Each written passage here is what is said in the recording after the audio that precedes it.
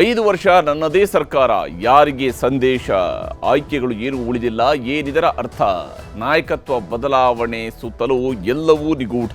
ಇದುವೇ ಚದುರಂಗದ ಮೊದಲ ಸ್ಟೋರಿ, ನಾನೇ ಮುಖ್ಯಮಂತ್ರಿ.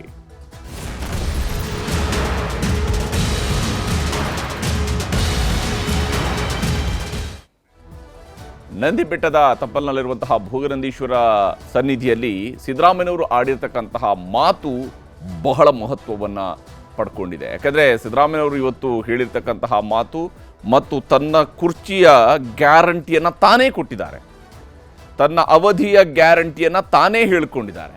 ಇದು ಬಹಳ ಮುಖ್ಯವಾಗಿರುವಂಥದ್ದು. ಇವತ್ತು ಭೋಗನಂದೀಶ್ವರ ಸನ್ನಿಧಾನದಲ್ಲಿ ಸಿದ್ದರಾಮಯ್ಯನವರು ಆಡಿರ್ತಕ್ಕಂತಹ ಮಾತು ರಾಜಕೀಯವಾಗಿ ಬಹಳಷ್ಟು ಅರ್ಥಗಳನ್ನು ಕೊಡುತ್ತೆ, ಬಹಳ ಮಹತ್ವವನ್ನು ಪಡ್ಕೊಂಡಿದೆ. 5 ವರ್ಷ ನಾನೇ ಮುಖ್ಯಮಂತ್ರಿ ಅನ್ನುವಂಥದ್ದನ್ನು ಸಿದ್ದರಾಮಯ್ಯನವರು ಬಹಿರಂಗವಾಗಿ ಘೋಷಣೆ ಮಾಡಿದ್ದಾರೆ. 4-5 ದಿನಗಳಿಂದ ನಡೀತಾ ಇದ್ದಂತಹ ಗೊಂದಲ, ಊಹಾಪೋಹಗಳಿಗೆ ತೆರೆ ಎಳೆಯುವಂತಹ ಪ್ರಯತ್ನಕ್ಕೆ ಮುಖ್ಯಮಂತ್ರಿ ಸಿದ್ದರಾಮಯ್ಯನವರು ಕೈ ಹಾಕಿದ್ದಾರೆ. ಸಿಎಂ ಕುರ್ಚಿ ಆಸೆಯನ್ನ ಈಗ DCM DK ಶಿವಕುಮಾರ್ ಅವರು ಕೈ ಬಿಟ್ಟಿದ್ದಾರಾ ಅನ್ನುವಂತಹ ಅನುಮಾನ ಬರುವಂಥದ್ದು ಸಹಜ. ಹೈಕಮಾಂಡ್ ತೀರ್ಮಾನಕ್ಕೆ ಬದ್ಧ ಅನ್ನುವಂತಹ ಮಾತನ್ನ ಶಿವಕುಮಾರ್ ಅವರು ಹೇಳ್ಕೊಂಡಿದ್ದಾರೆ. ನನ್ನ ಮುಂದೆ ಬೇರೆ ಯಾವುದೇ ಆಯ್ಕೆಗಳಿಲ್ಲ ಅನ್ನುವಂತಹ ಮಾತನ್ನು ಕೂಡ ಅವರು ಪ್ರಯೋಗಿಸಿರುವಂಥದ್ದು ಇದೆಯಲ್ಲ, ಇದರ ಅರ್ಥ ಏನು ಅನ್ನುವಂಥದ್ದು ಇನ್ನಷ್ಟು ಕುತೂಹಲವನ್ನು ಕೆರಳಿಸಿರುವಂಥದ್ದು, ಕುತೂಹಲವನ್ನು ಉಳಿಸ್ಕೊಂಡಿರ್ತಕ್ಕಂಥದ್ದು. ಇಲ್ಲಿ ನನ್ನ ಮುಂದೆ ಯಾವುದೇ ಆಯ್ಕೆಗಳು ಇಲ್ಲ ಅನ್ನುವಂತಹ ಮಾತನ್ನು ಹೇಳ್ಕೊಂಡಿದ್ದಾರೆ. ಯಾವ ಕಾರಣಕ್ಕೆ ಹಾಗಾದರೆ, ಏನಿದರ ಕತೆ, ಯಾವ ಸ್ವರೂಪದಲ್ಲಿ ಇಲ್ಲಿ ಸಿದ್ದರಾಮಯ್ಯನವರು ತಮ್ಮ ಮಾತುಗಳನ್ನು ಜನರ ಮುಂದಿಟ್ಟಿದ್ದಾರೆ, ಯಾವ ಸ್ವರೂಪದಲ್ಲಿ ಅವರು ಉತ್ತರವನ್ನು ಕೊಡ್ತಿದ್ದಾರೆ ಅನ್ನೋದನ್ನು ನಿಮಗೆ ತೋರಿಸ್ತಾ ಹೋಗ್ತೀನಿ. ಬಹಳ ಮುಖ್ಯವಾಗಿ 5 ವರ್ಷದ ಮುಖ್ಯಮಂತ್ರಿ, ಈಗಾಗಲೇ 5 ವರ್ಷ ಯಶಸ್ವಿಯಾಗಿ ಸರ್ಕಾರವನ್ನು ನಡೆಸಿದಂತಹ ದೇವರಾಜ ಅರಸು ಅವರ ನಂತರದ ಮೊದಲ ಮುಖ್ಯಮಂತ್ರಿ ಅನ್ನುವಂಥದ್ದು ಸಿದ್ದರಾಮಯ್ಯನವರಿಗೆ ಆ ದಾಖಲೆ ಸಿದ್ದರಾಮಯ್ಯನವರ ಹೆಸರಲ್ಲಿದೆ. ಈಗ ಒಂದು ವೇಳೆ 2ನೇ ಬಾರಿಯೂ ಕೂಡ ಕಂಪ್ಲೀಟ್ ಮಾಡಿದ್ರು ಅಂತೇಳಿ ಆದರೆ ಕರ್ನಾಟಕದಲ್ಲಿ 2 ಬಾರಿ 5 ವರ್ಷವನ್ನು ಕಂಪ್ಲೀಟ್ ಮಾಡಿದ ಮೊದಲ ಮುಖ್ಯಮಂತ್ರಿ ಅನ್ನುವಂತಹ ಹೆಗ್ಗಳಿಕೆಯೂ ಕೂಡ ಸಿದ್ದರಾಮಯ್ಯನವರು ಪಾತ್ರ ಆಗ್ತಾರೆ. ದಾಖಲೆ ಬರೆಯೋದ್ರಲ್ಲಿ ವಿಶೇಷ ಆಸಕ್ತಿಯನ್ನು ಹೊಂದಿದ್ದಾರೆ ಅವರು ಕೂಡ. 2 ವರ್ಷಗಳ ಸಂಭ್ರಮೋತ್ಸವದ ಬೆನ್ನಲ್ಲೇ ಕಾಂಗ್ರೆಸ್ ಪಾಳೆಯದಲ್ಲಿ ಬದಲಾವಣೆಯ ಚರ್ಚೆ ಶುರುವಾಗಿತ್ತು. ಬಹಳ ಮುಖ್ಯವಾಗಿ ಕಾಂಗ್ರೆಸ್ ಸರ್ಕಾರ ಅಧಿಕಾರಕ್ಕೆ ಬಂದಂತಹ 2 ವರ್ಷದ ಸಂದರ್ಭದಲ್ಲಿ ಹೊಸಪೇಟೆಯಲ್ಲಿ ಒಂದು ಕಾರ್ಯಕ್ರಮವನ್ನು ಆಯೋಜನೆ ಮಾಡ್ಕೊಂಡಿದ್ರು. ಆ ಕಾರ್ಯಕ್ರಮದ ನಂತರ ಜಾಸ್ತಿ ಆಗತೊಡಗಿತ್ತು, ಬದಲಾವಣೆ ಆಗಬಹುದು, ರಾಜ್ಯದಲ್ಲಿ ಮುಖ್ಯಮಂತ್ರಿ ಬದಲಾವಣೆ ಆಗಬಹುದು, CM ಕುರ್ಚಿಗೆ ಇನ್ನೊಬ್ರು ಬರ್ತಾರೆ, ಅದು ಶಿವಕುಮಾರೇ ಆಗಬಹುದು ಅಥವಾ ಬೇರೆ ಯಾರಾದರೂ ಆಗಬಹುದು ಅನ್ನುವಂಥ ನಿಟ್ಟಲ್ಲೂ ಕೂಡ ಹೊಸಪೇಟೆ ಸಮಾವೇಶದ ಬಳಿಕ ಎಲ್ಲರ ಬಾಯಲ್ಲೂ ಕೂಡ ಅಧಿಕಾರ ಹಸ್ತಾಂತರದ ಮಾತುಗಳು ಸ್ವಲ್ಪ ಜಾಸ್ತಿನೇ ಬರೋದಕ್ಕೆ ಶುರುವಾಯಿತು. ಯಾಕಂದರೆ ಡೆಡ್ಲೈನ್ ಇನ್ನೂ ಸ್ವಲ್ಪ ದೂರದಲ್ಲಿದ್ದರೂ ಕೂಡ ಈಗಿಂದಲೇ ಒಂದಿಷ್ಟು ಮಾತನಾಡಿದರೆ ಮಾತ್ರ ನಾಳೆ ಅಧಿಕಾರ ಹಸ್ತಾಂತರ ಆಗಬಹುದು ಅನ್ನುವಂತಹ ರೀತಿಯಲ್ಲೂ ಕೂಡ ಚರ್ಚೆಗಳಾಗ್ತಾ ಇದ್ವು. ಸಿದ್ದರಾಮಯ್ಯನವರ ಟೀಮ್, DK ಶಿವಕುಮಾರ್ ಟೀಮ್ಗಳ ನಡುವೆಯೂ ಕೂಡ ಆಂತರಿಕ ಪೈಪೋಟಿ ಬಹಳ ಜೋರಾಗಿತ್ತು. ನಮ್ಮವರು ಮುಖ್ಯಮಂತ್ರಿ ಆಗ್ತಾರೆ ಅಂತೇಳಿ ಒಂದು ಕಡೆಯವರು, ನಮ್ಮವರು ಮುಖ್ಯಮಂತ್ರಿಯಾಗಿ ಮುಂದುವರಿತಾರೆ ಅನ್ನುವಂಥವ್ರು ಇನ್ನೊಂದು ಕಡೆಯವರು. ಹೀಗೆ 2 ಕಡೆಯವರ ನಡುವೆ ಈ ಆಂತರಿಕ ಪೈಪೋಟಿ ಇದ್ದೇ ಇತ್ತು.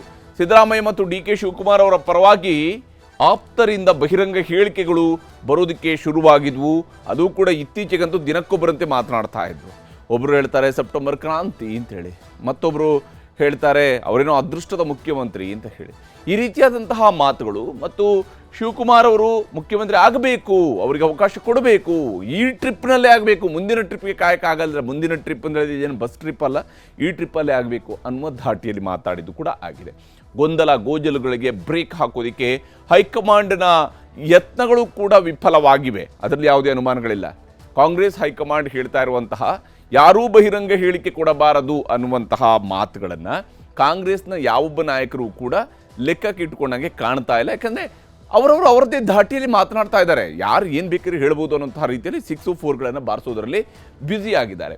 ಹೈಕಮಾಂಡ್ ಎಚ್ಚರಿಕೆ ಮಧ್ಯೆಯೂ ಕೂಡ ಶಿವಕುಮಾರ್ ಆಪ್ತರು ಬಹಿರಂಗ ಬ್ಯಾಟಿಂಗನ್ನು ಮುಂದುವರಿಸಿದ್ದಾರೆ. ನೋಡಿ ಎಷ್ಟರ ಮಟ್ಟಿಗೆ ಅಂತ ಹೇಳಿದರೆ ಶಿವಕುಮಾರ್ ಅವರೇ ನೋಟಿಸ್ ಕೊಟ್ಟರು ಕೂಡ ಆ ನೋಟಿಸನ್ನು ಪಕ್ಕಕ್ಕಿಟ್ಟು ಮಾತಾಡ್ತಾರೆ, ಇಲ್ಲ ಶಿವಕುಮಾರ್ ಅವರೇ ಮುಖ್ಯಮಂತ್ರಿ ಆಗಬೇಕು ಅನ್ನುವಂತಹ ನಿಟ್ಟಿನಲ್ಲಿ ಮಾತನಾಡುವಂಥವರೂ ಕೂಡ ಕಾಂಗ್ರೆಸ್ನಲ್ಲಿದ್ದಾರೆ. ಅಷ್ಟರ ಮಟ್ಟಿಗೆ ಕಾಂಗ್ರೆಸ್ನಲ್ಲಿ ಹೈಕಮಾಂಡ್ನ ಯತ್ನ ಆಗಲಿ, ರಾಜ್ಯ ಹೈಕಮಾಂಡ್ನ ಯತ್ನ ಆಗಲಿ, ಯಾವುದೂ ಕೂಡ ಬಹಳಷ್ಟು ಬೆಲೆಯನ್ನು ಉಳಿಸ್ಕೊಂಡಿಲ್ಲ. ಸುದೀರ್ಘ ಕುರ್ಚಿ ಕಿತ್ತಾಟಕ್ಕೆ ಬ್ರೇಕ್ ಹಾಕಿದ್ರ CM ಸಿದ್ದರಾಮಯ್ಯ. ಯಾಕೆಂದರೆ ಸಿದ್ದರಾಮಯ್ಯನವರು ಇವತ್ತಿನ ಮಾತುಗಳನ್ನು ಕೇಳಿದರೆ ಸಿದ್ದರಾಮಯ್ಯನವರು ಈಗ ಕಳೆದ ಕೆಲವಾರು ದಿವಸಗಳಿಂದ ನಡೀತಾ ಇರುವಂತಹ CM ಕುರ್ಚಿಯ ಚರ್ಚೆಗೆ ಒಂದು ಬ್ರೇಕ್ ಹಾಕುವಂತಹ ಪ್ರಯತ್ನವನ್ನು ಮಾಡ್ದಂಗಿದೆ.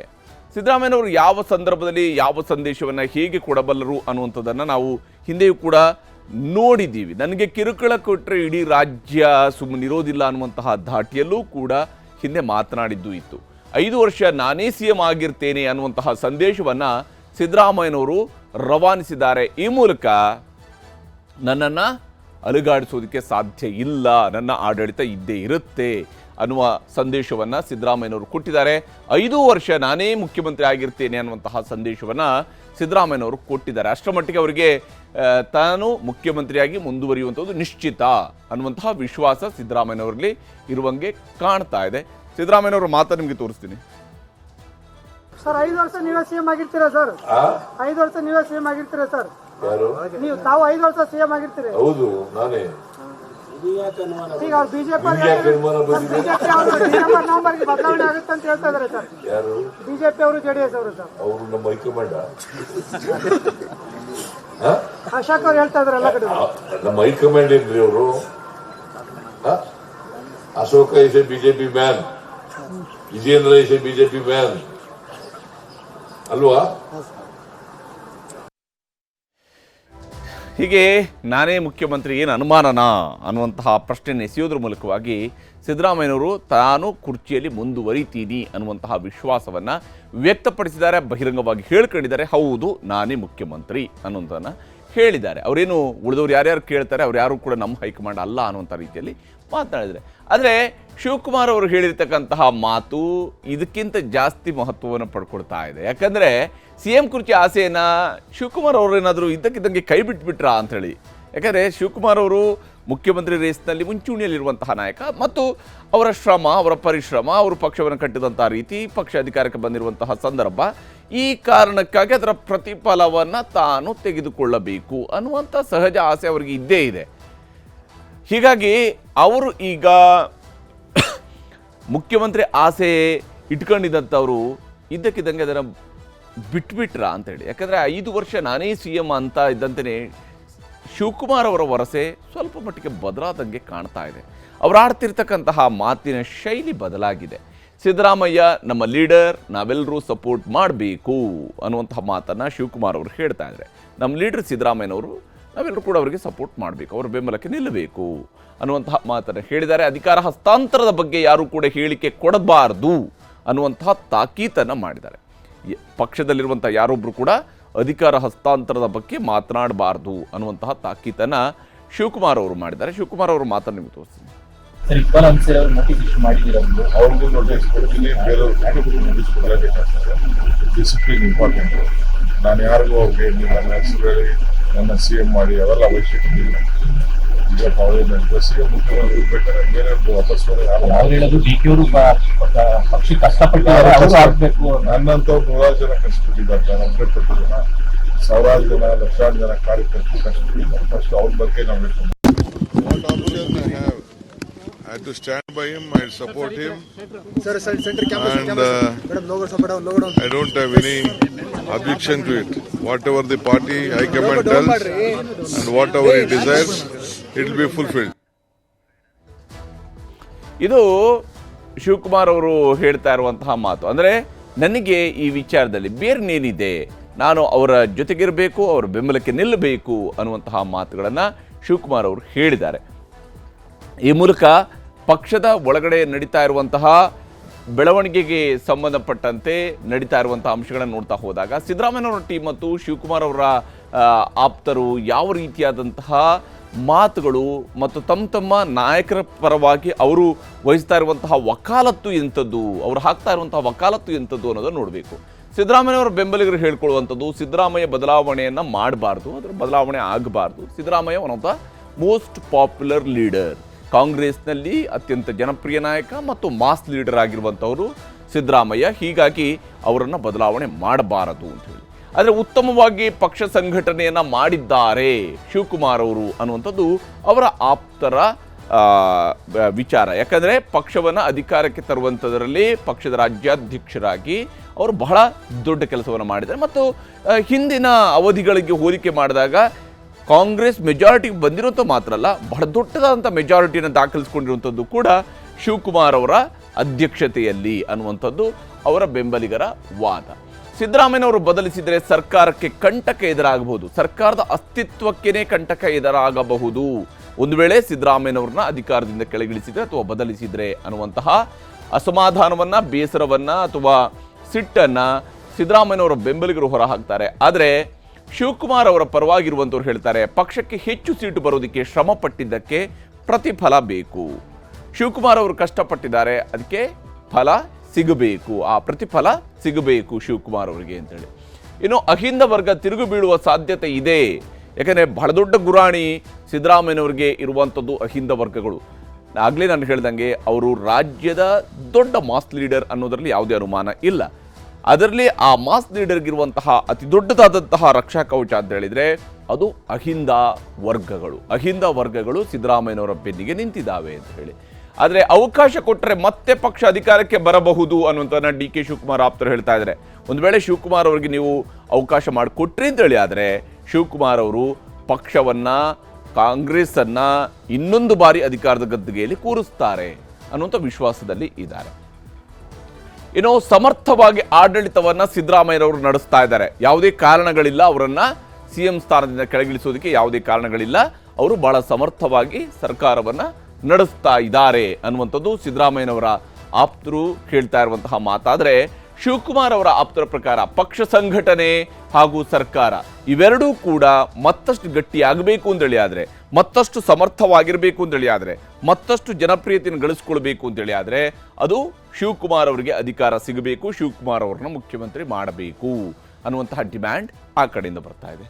ಇನ್ನು ಎಲ್ಲರನ್ನೂ ಒಟ್ಟಿಗೆ ತೆಗೆದುಕೊಂಡು ಹೋಗುವಂತಹ ಕೆಲಸವನ್ನ ಸಿದ್ದರಾಮಯ್ಯನವರು ಮಾಡ್ತಾರೆ. ಅವರಿಗೆ ಆ ಬಣದವರು, ಈ ಬಣದವರು, ಈ ರೀತಿಯಾದಂಥ ವಿಚಾರಗಳೇನಿಲ್ಲ. ಅವರ ಹಿರಿತನ, ಮಾಸ್ ಲೀಡರ್, ಎಲ್ಲ ಕಾರಣಕ್ಕಾಗಿ ಎಲ್ಲ ವರ್ಗಗಳ, ಎಲ್ಲ ಸಮುದಾಯಗಳ, ಎಲ್ಲ ನಾಯಕರುಗಳು ಕೂಡ, ಮೂಲ ಕಾಂಗ್ರೆಸ್ಗಳಿರ್ಬೋದು ಅಥವಾ ವಲಸಿಗ ಕಾಂಗ್ರೆಸ್ಗಳಿರ್ಬೋದು, ಎಲ್ಲರೂ ಕೂಡ ಸಿದ್ದರಾಮಯ್ಯರ ನೇತೃತ್ವಕ್ಕೆ ಬೆಂಬಲ ಕೊಡ್ತಾ ಇದ್ದಾರೆ. ಅವ್ರನ್ನ ಜೊತೆಯಾಗಿ ಕರ್ಕೊಂಡು ಹೋಗ್ತಾ ಇದ್ದಾರೆ. ಎಲ್ಲರನ್ನೂ ಕೂಡ ಚೆನ್ನಾಗಿ ನೋಡ್ಕೊಳ್ತಿದ್ದಾರೆ ಸಿದ್ದರಾಮಯ್ಯನವರು ಅನ್ನೋಂಥದ್ದು ಸಮರ್ಥನೆ. ಆದರೆ ಶಿವಕುಮಾರ್ ಅವರಿಗೆ ಕೂಡ ಸರ್ಕಾರವನ್ನು ಮುನ್ನಡೆಸುವಂತಹ ಸಾಮರ್ಥ್ಯ ಇದೆ.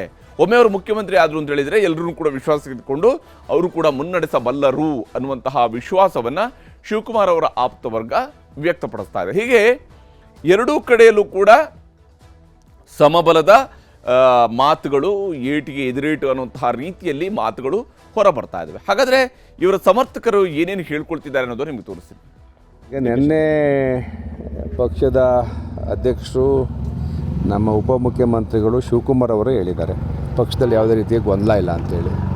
ಮೊನ್ನೆ KRSದಲ್ಲಿ ಮುಖ್ಯಮಂತ್ರಿ, ಉಪಮುಖ್ಯಮಂತ್ರಿಗಳು ಕೈ ಹಿಡ್ಕೊಂಡು ನಮ್ಮಲ್ಲಿ ಏನೂ ಭಿನ್ನಾಭಿಪ್ರಾಯ ಇಲ್ಲ ಅಂತ ಹೇಳಿದ್ದಾರೆ. ಮತ್ತು ನಾವ್ಯಾಕೆ ಭಿನ್ನಾಭಿಪ್ರಾಯ ಸೃಷ್ಟಿ ಮಾಡಬೇಕು? ಈಗ ಆ ಥರ ಏನಾದ್ರು ಅವಕಾಶ ಬಂದು ಬದಲಾವಣೆ ಆಗೋದಾದರೆ ಶಿವಕುಮಾರ್ ಆಗಲಿ ಅಂತೇಳಿ ನಮ್ಮದು ಅಭಿಪ್ರಾಯ. ಹಾಗಾಗಿ ಆ ಸಂದರ್ಭ ಇನ್ನೂ ಬಂದಿಲ್ಲ ಅಂತ ಅನಿಸ್ತಾ ಇದೆ. ನೋಡೋಣ ಮುಂದೆ. ಅರಸು ಸಾಹೇಬರು ಅವರಂಥ ಕಾಲದಲ್ಲಿ ಆದ ಮೇಲೆ ಮೊನ್ನೆ ಸಿದ್ದರಾಮಯ್ಯ ಕೊಟ್ಟಂಥ ಕೆಲಸ ಕಾರ್ಯಗಳು ಯಾರೂ ಮಾಡೋಕ್ಕೆ ಸಾಧ್ಯ ಆಗಲಿಲ್ಲ. ನಾನು ಕೂಡ ಸಿದ್ದರಾಮಯ್ಯವ್ರ ಹತ್ರ ಬಹಳ ತೀರಾ ಹತ್ತಿರವಾಗಿದ್ದೀನಿ. ನಾನು ಹೇಳ್ತಾ ಇರೋದು ಬೇರೆಯವ್ರಿಗೆ ಒಂದು ಅವಕಾಶ ಸಿಕ್ಕಲಿ. ತಾವು ಒಂದು 5 ವರ್ಷ ಮಾಡಿದ್ದೀರಿ, ಮತ್ತೊಂದು 2.5 ವರ್ಷ ತಾವು ಮಾಡಿದ್ದೀರಿ, ಬೇರೆಯವ್ರಿಗೊಂದು ಅವಕಾಶ ಸಿಕ್ಕಲಿ ಅನ್ನೋ ಏಕೈಕ ಉದ್ದೇಶ ಅಷ್ಟೇ, ಬೇರೆ ಇನ್ನೇನಿಲ್ಲ. ಶಿವಕುಮಾರ್ ಅವರು ಶ್ರಮ, ಬೆವರು, ಹೋರಾಟ, ಸಂಘಟನೆ ಎಲ್ಲ ಮಾಡಿದ್ದಾರೆ. ಇವತ್ತಿನ ಪರಿಸ್ಥಿತಿಯಲ್ಲಿ ಅವ್ರಿಗೊಂದು ಅವಕಾಶ ಕೊಟ್ಟರೆ ಮತ್ತಷ್ಟು ಇನ್ನೂ ಪಕ್ಷ ಬೆಳೀತದೆ ಅನ್ನೋ ಅಭಿಲಾಷೆ ಅಂತ ಹೇಳಿದ್ರು. ಅವ್ರಿಗೂ ನೋಟಿಸ್ ಕೊಡ್ತೀನಿ, ಬೇರೆಯವ್ರು ನೋಟಿಸ್ ಕೊಡಲೇಬೇಕಾಗ್ತದೆ. Discipline important. ನಾನು ಯಾರಿಗೂ ಅವ್ರಿಗೆ ನನ್ನ ಹೆಸರು ಹೇಳಿ ನನ್ನ CM ಮಾಡಿ ಅವೆಲ್ಲ ಅವಶ್ಯಕತೆ ಇಲ್ಲ. ಈಗ CM ಮುಖ್ಯಮಂತ್ರಿ ಬೇಕಾದ್ರೆ ಬೇರೆಯವ್ರಿಗೆ ವಾಪಸ್ ಪಕ್ಷ ಕಷ್ಟಪಟ್ಟು ನನ್ನಂತವ್ರು 100 ಜನ ಕಷ್ಟಪಟ್ಟಿದ್ದಾರೆ. ನಾನು ಒಬ್ಬರೇ ಪಟ್ಟಿದ್ದೇನೆ, 1000 ಜನ, ಲಕ್ಷಾಂತರ ಜನ ಕಾರ್ಯಕರ್ತರು ಕಷ್ಟಪಟ್ಟಿದ್ದಾರೆ. ಫಸ್ಟ್ ಅವ್ರ ಬಗ್ಗೆ ನಾವು ಹೇಳ್ಕೊಂಡು ಸುರ್ಜೇವಾಲ ಅವರು ಹೇಳಿದ್ದಾರೆ, ಮುಖ್ಯಮಂತ್ರಿಗಳ ವಿಷಯ ಚರ್ಚೆ ಇಲ್ಲ ಅಂತ ಹೇಳಿದ್ದಾರೆ. ಮುಖ್ಯಮಂತ್ರಿ ಸಿದ್ದರಾಮಯ್ಯ ಇದ್ದಾರೆ, ಅವರು ಮುಂದುವರಿತಾರೆ. ಕಾಂಗ್ರೆಸ್ ಸರ್ಕಾರ 5 ವರ್ಷ ಬಂಡೆ ತರ ಇರುತ್ತೆ. ಸಿದ್ದರಾಮಯ್ಯ ಸಾಹೇಬ್ರು 5 ವರ್ಷಗಳ ಕಾಲ ಮುಂದುವರಿತಾರೆ ಅಂತ ನಮ್ಮ ಎಲ್ಲಾ ಮುಖಂಡರು ಹೇಳ್ಬಿಟ್ರೆ ಇದನ್ನ. ಎಲ್ಲಾ ಮುಖಂಡರು, ನಾನಲ್ಲ, ನಮ್ಮ ಎಲ್ಲಾ ಮುಖಂಡರು ಕೂಡ ಅವರೇ ಮುಂದುವರಿಸಿ. ಅದೇ ಮೆರಿಟ್ ಇದೆ ರೀ. ಸಿದ್ದರಾಮಯ್ಯ ಸಾಹೇಬರು ಇಡೀ ಇತಿಹಾಸವನ್ನು ತೆಗೆದು ನೋಡಿದ್ರೆ is one of the most meritorious. ನಿಮಗೆ ಗೊತ್ತಿಲ್ವಾ ಮೆರಿಟ್ ಇಲ್ಲ ಅಂತ ಹೇಳ್ತೀರಾ ನೀವು? Is one of the most meritorious CM in the history of Karnataka ಅಂತ. ಬಟ್ 140 ಜನಸಂಖ್ಯೆ ಇದ್ದಾಗ ಒಬ್ಬರಿಬ್ಬರು ಈ ರೀತಿ ಮಾತನಾಡ್ತಕ್ಕಂಥ ಸಹಜ ಇದೆ. ಬಟ್ ಆದ್ರೂ ಮಾತನಾಡಬಾರ್ದು. ಯಾಕಂದ್ರೆ ಇದಕ್ಕೆ ಬೇರೆ ರೀತಿಯಾದ ಎಫೆಕ್ಟ್ ಆಗುತ್ತೆ ಅಂತ ಅವರಿಗೂ ಸ್ವಲ್ಪ ಅರ್ಥ ಮಾಡ್ಕೋಬೇಕಂತ ತಮ್ಮ ಮುಖಾಂತರ ಮತ್ತೆ ಇನ್ನೊಂದ್ಸಲಿ ಮನವಿ ಮಾಡ್ಕೊಳ್ತೀವಿ. 5 ವರ್ಷ ನಮ್ಮ ಸರ್ಕಾರನೇ ಇರುತ್ತೆ ಅಂತ ಹೇಳಿರೋದು. ಆಮೇಲೆ ಬಹಳ ಸ್ಪಷ್ಟವಾಗಿ ಕಾಂಗ್ರೆಸ್ ಅಧ್ಯಕ್ಷರು, PCC ಅಧ್ಯಕ್ಷರು, CM ಅವರು ಸರ್ಕಾರ ಸುಭದ್ರವಾಗಿ ಇರ್ತದೆ, ಬಂಡೆ ತರ ನಿಲ್ಲುತ್ತೆ, ಒಳ್ಳೆ ಆಡಳಿತ ಕೊಡ್ತೀವಿ, ಜನರಿಗೆ ಒಳ್ಳೆ ರೀತಿಯಾದಂತ ಕೆಲಸಗಳನ್ನ, ಯೋಜನೆಗಳನ್ನ ಕೊಡ್ತೀವಿ ಅಂತ ಹೇಳ್ತಾರೆ. ಯಾಕೆ ಗೊಂದಲ? ಎಲ್ಲಿದೆ ಗೊಂದಲ? ನಿಮ್ಮಲ್ಲಿರೋದು ಗೊಂದಲ. ಇಲ್ಲಿ ಗೊಂದಲ ಇರೋದು ಹೊರತು ನಮ್ಮಲ್ಲಿ ಏನು ಗೊಂದಲ ಇಲ್ಲ. ಅನಾವಶ್ಯಕವಾಗಿ ಮುಖ್ಯಮಂತ್ರಿಗಳು ಪರವಾಗಿ ಒಂದಷ್ಟು ಜನ ಮಾತಾಡ್ತಾರೆ, DCM ಪರವಾಗಿ ಒಂದಷ್ಟು ಮಾತಾಡ್ತಾರೆ. ಇದೆಲ್ಲ ಏನಾಗುತ್ತೆ ಪಬ್ಲಿಕ್ಕಲ್ಲಿ, ನಮ್ಮ ಪಕ್ಷಕ್ಕೆ ಡ್ಯಾಮೇಜ್ ಆಗುತ್ತೆ ಅಷ್ಟೇ. ಇದರ ನಡುವೆ ಬಿಜೆಪಿ ರಾಜ್ಯಾಧ್ಯಕ್ಷ ವಿಜೇಂದ್ರ ಅವರು ಮಾತನಾಡ್ತಾ ಸುರ್ಜೇವಾಲಾ ಅವರು ಬೆಂಗಳೂರಿಗೆ ಬಂದಿರುವಂಥದ್ದೇ ಸಿದ್ದರಾಮಯ್ಯನವರನ್ನ ಬದಲಿಸೋದಿಕ್ಕೆ ಅನ್ನುವಂತಹ ಮಾತುಗಳನ್ನು ಕೂಡ ಹೇಳಿದ್ದಾರೆ. ಕಾಂಗ್ರೆಸ್ ಪಕ್ಷದ ಹಿರಿಯ ನಾಯಕರು ರಣದೀಪ್ ಸುರ್ಜೇವಾಲಾ ಕಳೆದ ಕೆಲವು ದಿನಗಳಿಂದ ಬೆಂಗಳೂರಿನಲ್ಲಿ ಬೀಡು ಬಿಟ್ಟಿದ್ದಾರೆ.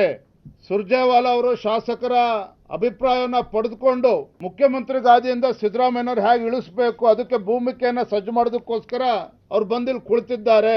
ಇದರ ಜೊತೆಗೆ ಮುಖ್ಯಮಂತ್ರಿ ಗಾದಿಗೆ ಇವತ್ತು ಪೈಪೋಟಿ ಪ್ರಾರಂಭ ಹೆಚ್ಚಾಗಿದೆ. ಕುದುರೆ ವ್ಯಾಪಾರನೂ ಕೂಡ ಬಹಳ ಜೋರಾಗಿ ಪ್ರಾರಂಭ ಆಗೋದಿದೆ.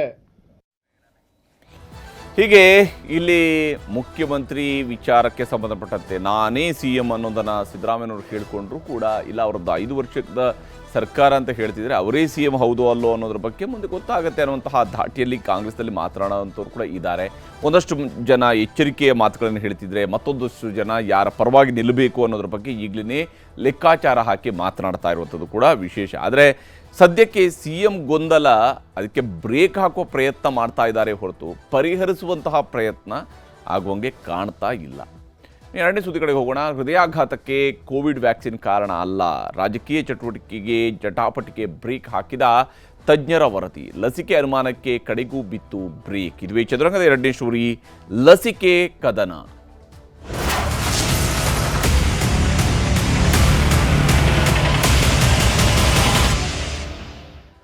ಹಾಸನದಲ್ಲಿ ಒಬ್ಬರಾದ ಮೇಲೊಬ್ಬರು ಹೃದಯಾಘಾತದಿಂದ ಸಾವನ್ನಪ್ತಾ ಇರುವಂತಹ ವರದಿಗಳು ಬರ್ತಾ ಇರುವಾಗ ಆಘಾತಕಾರಿಯಾಗಿರ್ತಕ್ಕಂತಹ ಮಾಹಿತಿ ಹೊರ ಬರ್ತಾ ಇದ್ದಂಥ ಸಂದರ್ಭದಲ್ಲಿ ಸಿದ್ದರಾಮಯ್ಯನವರು ನಿನ್ನೆ ಮಾಡಿರುವಂತಹ ಒಂದು ಪೋಸ್ಟ್ ಬಹಳ ಮುಖ್ಯವಾಗಿ ಚರ್ಚೆಗೆ ಗ್ರಾಸ ಆಗಿತ್ತು. ಯಾಕಂದರೆ ಸಿದ್ದರಾಮಯ್ಯನವರ ಪೋಸ್ಟ್ನಲ್ಲಿ ಅವರು ಅಲಿಗೇಷನನ್ನು ಮಾಡಿರುವಂಥದ್ದು, ಆರೋಪವನ್ನು ಮಾಡಿರುವಂಥದ್ದು ಅಥವಾ ಅನುಮಾನವನ್ನು ಹೊರ ಹಾಕಿರುವಂಥದ್ದು BJP ವಿರುದ್ಧ, ತರಾತುರಿಯ ನಿರ್ಧಾರದ ವಿರುದ್ಧ ಮತ್ತು ಕೋವಿಡ್ ವ್ಯಾಕ್ಸಿನ್ನ ವಿರುದ್ಧ. ವಿಶೇಷವಾಗಿ ಕೋವಿಡ್ ವ್ಯಾಕ್ಸಿನ್ ವಿಚಾರದಲ್ಲಿ ತರಾತುರಿಯ ನಿರ್ಧಾರವನ್ನು ಕೈಗೊಂಡಿದ್ರು ಮತ್ತು BJPಯವರು ಈಗ ನಮ್ಮ ಸರ್ಕಾರದ ಮೇಲೆ ಮಾತನಾಡೋದಕ್ಕೆ ಅವರಿಗೆ ಯಾವುದೇ ನೈತಿಕತೆ ಇಲ್ಲ ಅನ್ನುವಂತಹ ದಾಟಿಯಲ್ಲಿ ಸಿದ್ದರಾಮಯ್ಯನವರು ಬರಹ ಇತ್ತು. ಸಾಲು ಸಾಲು ಹೃದಯಾಘಾತ, ಇದರ ನಡುವೆ ನಾಯಕರ ನಡುವೆ ಮಾತಿನ ಯುದ್ಧವೂ ಕೂಡ ನಡೆದಿತ್ತು. ಕೋವಿಡ್ ಲಸಿಕೆಯಿಂದಲೇ ಆಘಾತ ಅನ್ನುವಂಥದ್ದು ಮುಖ್ಯಮಂತ್ರಿ ಸಿದ್ದರಾಮಯ್ಯನವ್ರನ್ನ ಕಾಡ್ತಾ ಇರುವಂತಹ ಅನುಮಾನ, ಅವರು ವ್ಯಕ್ತಪಡಿಸಿರ್ತಕ್ಕಂತಹ ಅನುಮಾನ. ಕೋವಿಡ್ ಲಸಿಕೆಯಿಂದಾಗಿ ಇನ್ನೊಂದು ಕಡೆಯಲ್ಲಿ ಆಘಾತಗಳಾಗ್ತಾ ಇದ್ದಾವೆ, ಏನೋ ಈ ರೀತಿಯಾದಂಥ ಹೃದಯಾಘಾತಗಳು ಸಂಭವಿಸ್ತಾ ಇದ್ದಾವೆ. ವ್ಯಾಕ್ಸಿನ್ನಿಂದ ಯಾವ ಆಘಾತವೂ ಕೂಡ ಇಲ್ಲ ಅಂತೇಳಿ ತಜ್ಞರು ಸ್ಪಷ್ಟನೆಯನ್ನು ಕೊಟ್ಟಿದ್ದಾರೆ. ಆತಂಕ ಪಡೋದು ಬೇಡ, ಮುಂಜಾಗ್ರತೆ ಇರಲಿ ಅಂತೇಳಿ ವೈದ್ಯರು ಹೇಳಿದ್ದಾರೆ. ಅಷ್ಟೇ ದಿನ ಹೃದಯಾಘಾತಕ್ಕೂ ಮದ್ದು ಇದೆ, ನಿಮಗೆ ಇದನ್ನು ತಪ್ಪಿಸ್ಕೊಳ್ಳೋದಕ್ಕೆ ಸಾಧ್ಯ ಇದೆ, ಅವಕಾಶ ಇದೆ, ಭಯ ಬೇಡ ಅನ್ನುವಂಥ ಅಭಯವನ್ನು ತಜ್ಞರು ನೀಡಿದ್ದಾರೆ. ನಡುವೆ ಯಾಕಂದರೆ ಭಾಳ ಸಣ್ಣ ವಯಸ್ಸಿನ ಹುಡುಗರು ಹುಡುಗಿರು ಸಾವಿಗೀಡಾಗ್ತಾ ಇರುವಂಥದ್ದು, ಯುವಕರು ಯುವತಿಯರು ಸಾವಿಗೀಡಾಗ್ತಾ ಇರುವಂಥದ್ದು ಸಹಜವಾಗಿಯೇ ಆತಂಕಕ್ಕೆ ಕಾರಣ ಆಗಿದೆ. ಎದುರು ನೋಡ್ತಾ ಇದೆ ಜನ ಕೂಡ ಏನಾಗ್ತಾ ಇದೆ ನಮ್ಮ ನಡುವೆ ಅನ್ನೋದ್ರ ಬಗ್ಗೆ ಅನುಮಾನಗಳಿದ್ವು. ಇದರ ನಡುವೆ ಮುಖ್ಯಮಂತ್ರಿ ಸಿದ್ದರಾಮಯ್ಯನವರು ವ್ಯಕ್ತಪಡಿಸಿದಂಥ ಅನುಮಾನ ಏನಿತ್ತು ಅನ್ನೋದನ್ನು ನಿಮಗೆ ಮೊದಲಿಗೆ ತೋರಿಸ್ತೀನಿ. ಭಾಳ ಮುಖ್ಯವಾಗಿ ಸಿದ್ದರಾಮಯ್ಯನವರು ವ್ಯಕ್ತಪಡಿಸಿದಂತಹ ಅನುಮಾನ, ಯಾಕಂದರೆ ಹೃದಯಾಘಾತದ ಸಾವಿನ ಯಾತ್ರೆ ನಿಲ್ಲುವಂತಹ ಲಕ್ಷಣಗಳು ಕಾಣ್ತಾ ಇಲ್ಲ ಅನ್ನುವಂಥದ್ರ ಹಿನ್ನೆಲೆಯಲ್ಲಿ ಸಿದ್ದರಾಮಯ್ಯನವರು ಈ ಅಭಿಪ್ರಾಯವನ್ನು ವ್ಯಕ್ತಪಡಿಸಿದ್ದಾರೆ. ಹಾರ್ಟ್ ಅಟ್ಯಾಕ್ ಹೆಮ್ಮಾರಿ ಬೆನ್ನತ್ತಿದ ಬೇತಾಳದಂತೆ ಕಾಡ್ತಾ ಇದೆ, ಒಬ್ಬರಾದ ಮೇಲೊಬ್ಬರನ್ನ ಅದು ಬೇಟೆಯಾಡ್ತಾ ಇದೆ, ಬೆನ್ನತ್ತಿದ ಬೇತಾಳನ ರೀತಿಯಲ್ಲಿ ಬೇಟೆಯಾಡ್ತಾ ಇದೆ ಅಂತೇಳಿ. ಹಾಗಾಗಿ ದಿನದಿಂದ ದಿನಕ್ಕೆ ಹೃದಯ ಬಡಿತ ನಿಲ್ಲೋರ ಸಂಖ್ಯೆ ಹೆಚ್ಚಾಗ್ತಾ ಇರುವಂತಹ ವಿಷಯವನ್ನು ಕೂಡ ಮುಂದಿಟ್ಟುಕೊಂಡೇ ಸಿದ್ದರಾಮಯ್ಯನವರು ಒಂದು ಅನುಮಾನವನ್ನು ವ್ಯಕ್ತಪಡಿಸಿದ್ರು. ಅವರು ವ್ಯಕ್ತಪಡಿಸಿದ್ದು ಕೋವಿಡ್ ವ್ಯಾಕ್ಸಿನ್ ವಿರುದ್ಧ. ಸುಳಿವೇ ಇಲ್ಲದೆ ಕುಂತಲ್ಲೇ ಕುಂತವರು, ನಿಂತಲ್ಲೇ ನಿಂತವರು ಉಸಿರು ಚೆಲ್ತಾ ಇರುವಂತಹ ವಿಚಾರ ಇದೆಯಲ್ಲ, ಸಹಜವಾಗಿ ಇದು ಯಾರನ್ನೇ ಆದರೂ ಕೂಡ ಆತಂಕಕ್ಕೆ ಎಡೆ ಮಾಡಿಕೊಡುವಂಥ ಸಂಗತಿನೇ ಅಲ್ಲ ಅಂತೇಳಿ ಅಲ್ಲ. ಆದರೆ ಹಾಸನ ಜಿಲ್ಲೆಯೊಂದರಲ್ಲೇ 23 ಮಂದಿ ಬಲಿಯಾಗಿರುವಂತಹ ವಿಚಾರವನ್ನು ಮುಂದಿಟ್ಟುಕೊಂಡು ಸಿದ್ದರಾಮಯ್ಯನವರು ವ್ಯಕ್ತಪಡಿಸಿದಂತಹ ಅನುಮಾನ ಕೋವಿಡ್ಗೆ ಸಂಬಂಧಪಟ್ಟಂತಹ ಕೊರೋನಾ ವ್ಯಾಕ್ಸಿನ್ಗೆ ಸಂಬಂಧಪಟ್ಟಂಗೆ ಆತುರಾತುರದಲ್ಲಿ ಕೊರೋನಾ ಲಸಿಕೆಗೆ ಅಧಿಕೃತ ಅನುಮೋದನೆ ಕೊಟ್ಟಿದ್ದೇ ಕಾರಣ ಇರಬಹುದು. ಆತುರಾತುರದಲ್ಲಿ ಕೊಟ್ಟಿದ್ದಾರೆ ಅಂತ ಹೇಳಿ ಕೊರೋನಾ ಲಸಿಕೆಗೆ 2021ರಲ್ಲಿ ಏನು ಅನುಮತಿಯನ್ನು ಕೊಟ್ಟರು, ದೇಶದ ಉದ್ದಗಲಕ್ಕೂ ಕೂಡ ವ್ಯಾಕ್ಸಿನ್ ಹಾಕಿಸಲಾಯಿತು. ಈ ತರಾತುರಿಯ ಅನುಮತಿನೇ ಈ ರೀತಿಯಾದಂತಹ ದುರಂತಕ್ಕೆ ಕಾರಣ ಆಗಿರಬಹುದಾ ಅನ್ನುವ ಅನುಮಾನವನ್ನು ಸಿದ್ದರಾಮಯ್ಯನವರು ವ್ಯಕ್ತಪಡಿಸಿದರು. ಕೊರೋನಾ ಲಸಿಕೆಯನ್ನು ಜನರಿಗೆ ಹಂಚಿದ್ದು ಕೂಡ ಈ ಸಾವುಗಳಿಗೆ ಕಾರಣ ಇರಬಹುದು ಅನ್ನುವ ಅನುಮಾನವನ್ನು ಸಿದ್ದರಾಮಯ್ಯನವರು ತಮ್ಮ ಪೋಸ್ಟ್ ಮೂಲಕವಾಗಿ ವ್ಯಕ್ತಪಡಿಸಿದ್ದಾರೆ. ಇದು ಬಹಳ ಮುಖ್ಯವಾಗಿರ್ತಕ್ಕಂತಹ ಒಂದು ಅಂಶ, ಗಂಭೀರವಾಗಿರ್ತಕ್ಕಂಥ ಅಂಶ. ಇನ್ಫ್ಯಾಕ್ಟ್ ಕೊರೋನಾ ಲಸಿಕೆ ಕಾರಣ ಇರಬಹುದು ಅನ್ನೋದನ್ನು ಅಲ್ಲಗಳೆಯೋದಕ್ಕೆ ಸಾಧ್ಯ ಇಲ್ಲ ಅಂತ ಹೇಳಿ ಸಿದ್ದರಾಮಯ್ಯನವರು ಅನುಮಾನವನ್ನು ಹೊರಹಾಕಿದರು. ವಿಶ್ವದ ಅನೇಕ ಅಧ್ಯಯನಗಳು ಕೋವಿಡ್ ಲಸಿಕೆ ಕಾರಣ ಅನ್ನುವಂಥದ್ದನ್ನು ಹೇಳ್ತಾ ಇದ್ದಾವೆ. ಬೇರೆ ಬೇರೆ ದೇಶಗಳು ಈ ರೀತಿಯಾದಂತಹ ಕೋವಿಡ್ ಲಸಿಕೆಯಿಂದಾಗಿ ಹೃದಯಾಘಾತಗಳಾಗ್ತಾ ಇದ್ದಾವೆ ಅಂತಕೊಂಡು ಹೇಳ್ತಾ ಇದ್ದಾವೆ. ಈ ಕಾರಣಕ್ಕಾಗಿ BJPಯವರು ನಮ್ಮನ್ನು ಟೀಕಿಸೋದಕ್ಕಿಂತ ಮುಂಚಿತವಾಗಿ ಆತ್ಮಸಾಕ್ಷಿಯನ್ನೊಮ್ಮೆ ಕೇಳಿಕೊಳ್ಳಲಿ.